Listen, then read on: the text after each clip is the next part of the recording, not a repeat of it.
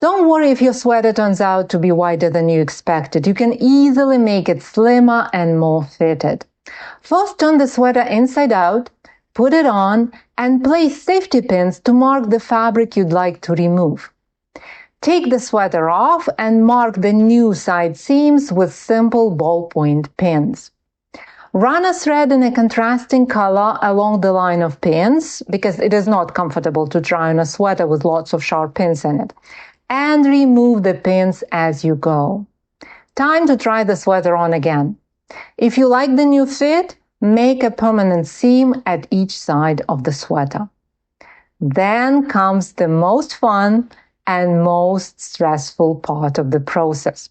We don't need that extra fabric at the seams. It adds bulk and feels odd when we wear the sweater. So we simply cut it off, leaving slim selvages. Finally, remove the basting and neaten the selvages. The sweater looks much better now.